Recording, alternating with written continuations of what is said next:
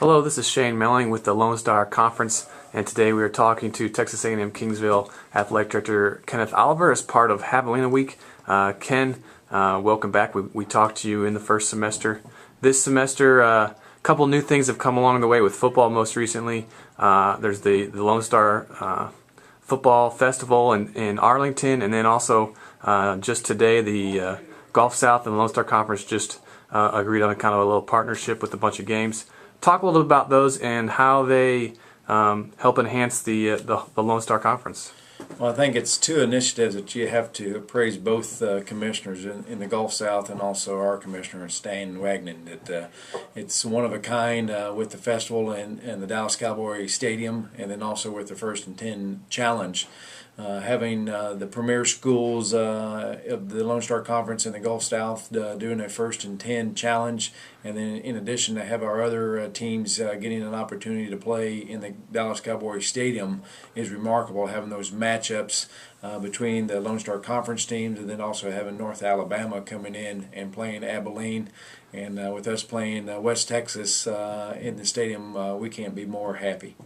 What are some of the things that, being able to play in Dallas Cowboys Stadium, how much does that help, I guess, recruiting? How much does it help people giving back to athletics and just for the whole athletic department?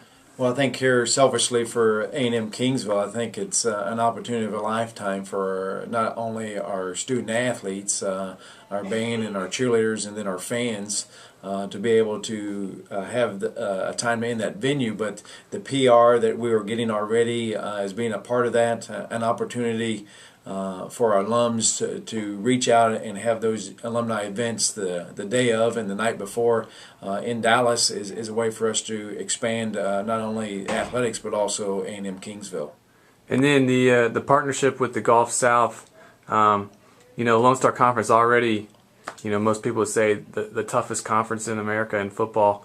You add a couple more tough games. I know some of the football coaches around the conference are probably thinking, great, not only do we have all these tough games within the conference, but now our non-conference games are going to be as tough or tougher.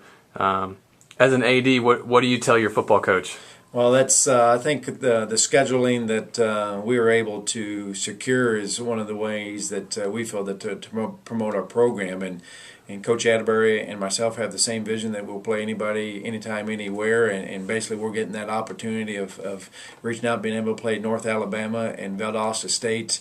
And then we have another non-conference with Central Washington in 2012. So we feel very good about our scheduling coming up, and we want to continue those relationship with the Gulf South because I believe they are a premier football conference, as is the Lone Star Conference.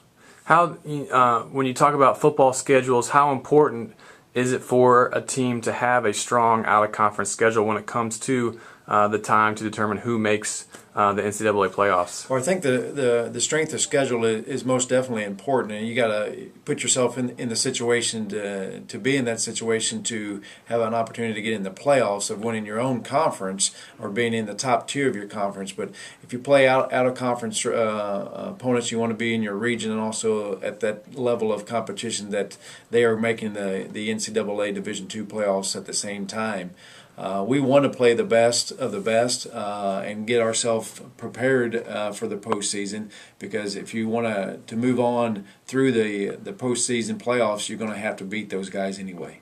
Are there any talks about the Lone Star Football Festival continuing after this year? Well, I know that our conference office has a plan in place to continue the conversations and the negotiations with Dallas Cowboys and maybe even other venues in Texas, and we most definitely are in favor of that. That gives another venue for our fans to attend, and also gets our name, the Lone Star Conference name, out there as it should be. All right, Ken, thanks for joining us today, and continue to tune back to the Lone Star Conference website for more from Javelina Week.